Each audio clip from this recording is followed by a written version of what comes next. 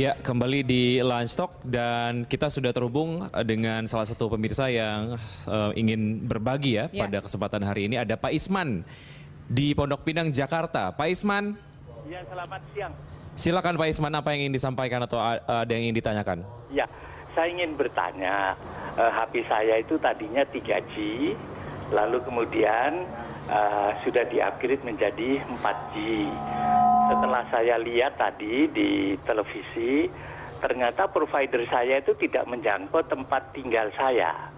Padahal kita sudah berlangganan setoran untuk 4G.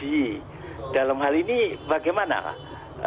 Kalau satu provider tidak menjangkau satu tempat pemakai dari 4G, percuma dong ya langganannya. Apakah begitu? Ya. Terima kasih Pak. Ya, itu aja Pak Isman. Ya, terima kasih Pak Isman. Terima kasih. Oke, silakan Bapak-bapak, ada yang ingin menjawab? Pak Teguh? Mungkin terima kasih Pak Isman sudah mulai mencoba 4G rupanya ke salah satu provider, tapi semangatnya itu harus ditiru. Betul, semangatnya mantap Pak gitu. Cuman katanya provider tersebut belum menjangkau tempatnya Pak Isman di Pondok Pinang. Gitu ya.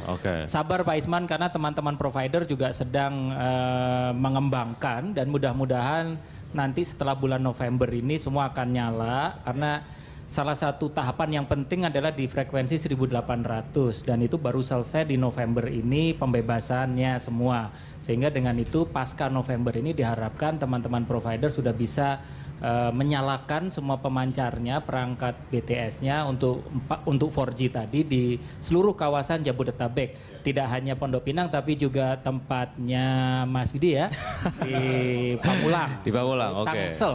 Betul. Hidup Tangsel. Pak, terkait dengan frekuensi tadi yang digunakan, kemudian nantinya bagaimana dengan regulasi frekuensinya sendiri, mengingat kita akan segera beralih ke TV digital kan nanti? Betul.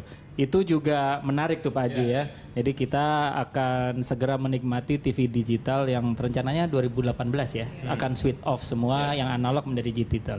Dengan begitu maka ada sisa frekuensi di frekuensi yang tadi ditinggalin oleh teman-teman TV analog. 900 ya? Di 700 MHz.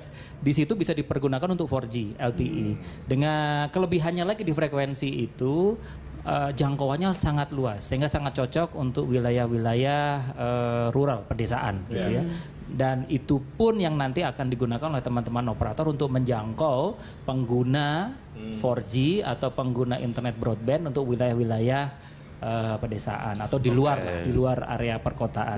Jadi apa yang terjadi sekarang ketika akhirnya frekuensi tersebut masih ditempati dalam tanda kutip oleh TV-TV analog ini, Pak? Ya otomatis. Apakah overload kah atau gimana? Bukan, teman-teman operator otomatis tetap harus menggunakan frekuensi yang atas ya. Gitu. Dan itu tadi masih ada bolong-bolongnya gitu. Begitu nanti teman-teman operator TV sudah beralih semua ke digital, maka teman-teman operator telekomunikasi akan menghidupkan yang 700 tadi untuk menjangkau yang lubang-lubang tadi menjadi tercover secara keseluruhan.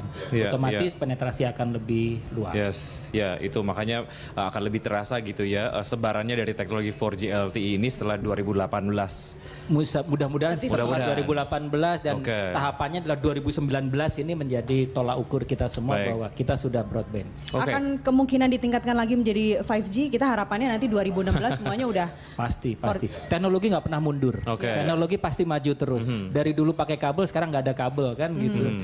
Dari dulu ini ada keyboard, sekarang sudah nggak usah pakai keyboard gitu. Jadi teknologi akan terus maju ke depan. Dan harapannya nantinya akan membawa Indonesia bukan lagi di peringkat 100 sekian negara dengan kecepatan internet ya Pak. Betul. Baik, ya Pak Setiaji, 60 taman sudah jadi target untuk free wifi dengan teknologi 4G LTE gitu ya. Kedepannya nanti akan seperti apa? Akan berapa puluh taman lagi yang akan dijangkau? Ya target kita sih sekitar 300-an ya. Nanti tahun depan nambah lagi sekitar 150 taman di sekitar. Jadi nggak perlu jauh-jauh lah ke taman. Jadi besok-besok Nasiti bakal ngelihat saya main-main di taman terus. Di Jakarta ya? Iya di Jakarta ya. Pulang belum. Pak Haji, saya kok kebayangnya kalau taman terus ada 4G-nya, kok kayak ada banyak kabel-kabel gitu ya Pak ya? Nggak seperti itu nantinya? Enggak. Termasuk juga kabelnya kalau kita lihat Taman Menteng misalnya yang kaca-kaca yang sudah bagus, kemudian 4G masuk.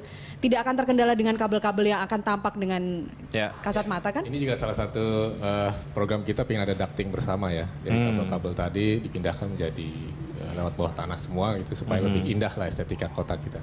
Oke, ya supaya nggak jelimet gitu ya banyak kabel. Oke, Pak Teguh, sebetulnya kalau soal kebutuhan lah, tentunya kita semua butuh lah soal kecepatan internet ini. Tapi dari data Pak Teguh sendiri gitu ya, seberapa butuh sih masyarakat Indonesia gitu ya? Karena sejauh ini kan kita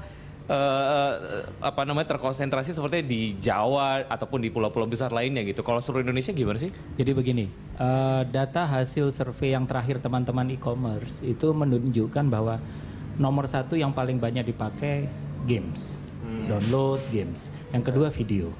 Ini saya yang ada yang kedua itu tuh. Sering ini nonton kebanyakan YouTube. ya. Jadi kalau ngomong 2 besar ini aja, games juga maunya udah game online. Butuh butuh koneksi yang nggak sedikit. Apalagi sekarang kalau games di komputer yang kita di rumah anak-anak kita gitu kan. COC. Itu udah resolusinya udah gitu kan. Udah diberikan satu komputer yang tahun kemarin bisa dikatakan up to date gitu dengan game yang baru sudah out of date gitu ya. Baru setahun. Jadi ini bandwidth hunger, jadi mereka sangat butuh bandwidth gede. Sebagai video, belum lagi video kan, sama juga. Jadi kalau ditanya kebutuhannya seperti apa, semua orang butuh. Bahkan sekarang kita kalau akses berita satu juga nggak lagi lewat TV biasa kan, lewat jaringan. Yang paling update kita ada di posisi berapa sih Pak? Tadi ada posisi ratusan ya tadi ya kalau kata Nasi TV. Kita ada di posisi berapa sih Pak? Dan Bapak sebagai optimis nggak nih akan membawa Indonesia, mungkin ya nggak usah nomor 1 masih Korea, nomor 2 Jepang, apakah akan membawa Indonesia ke 10 besar misalnya? Begini, Indonesia itu masyarakat kita itu sangat-sangat adaptif dan kalau dikatakan masyarakat kita itu konsumtif ya itu juga, dan sebenar-benarnya kan ini tinggal bagaimana kita mensinkronkan antara demand dan supply. Di supply lebih banyak gitu ya, jaringan 4G-nya aja belum ada, handsetnya udah dibeli semua kan gitu. Itu masyarakat Indonesia sangat Indonesiawi. Dan itu belinya juga bisa cicil Pak. Iya Pak. Kenapa beli? Yang penting ada dulu. Sifat itulah yang mengatakan bahwa kita sangat optimis bisa. Kalau targetnya pemerintah kan paling enggak kita 10 besar dunia lah gitu ya. Itu akan menjadi arahnya akan ke sana. Dan Pak Aji. Tentunya tidak hanya perekonomian tapi juga penetrasi internet, accessibility internet dan kita.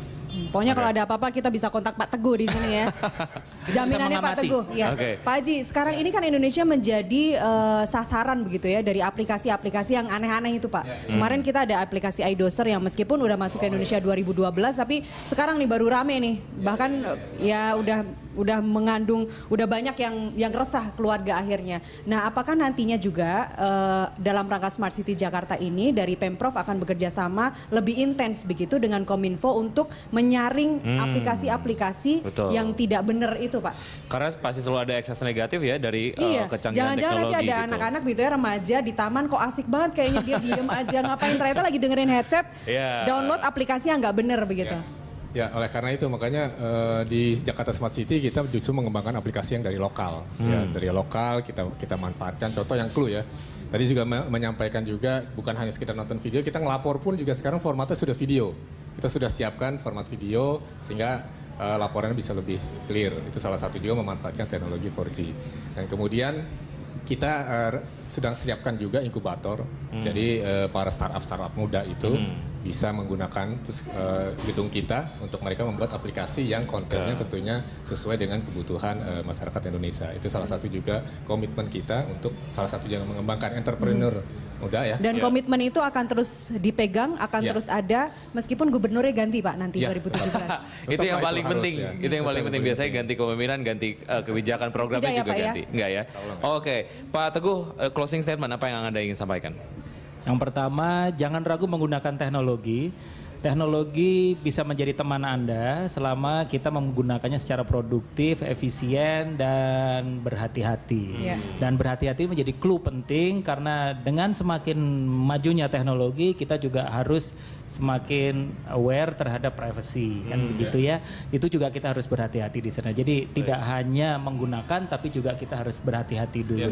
Kalau ada term condition dibaca benar-benar, jangan di yes. Jangan agree aja. Jangan agree aja gitu ya. Ya Pak Teguh, Pak Setiaji, terima kasih atas waktu yang sudah diberikan. Semoga ini bisa menjadi media sosialisasi untuk masyarakat Jakarta khususnya terkait dengan Jakarta Full 4G LTE. Tidak hanya Jakarta saja. Nah, betul. Pamulang dan juga Bekasi. Baik, terima kasih untuk Anda yang sudah menyaksikan Lunch Talk. Saya Wiki Adrian. Dan saya Nasiti Lestari, selamat berakhir pekan. Terima kasih, sampai jumpa.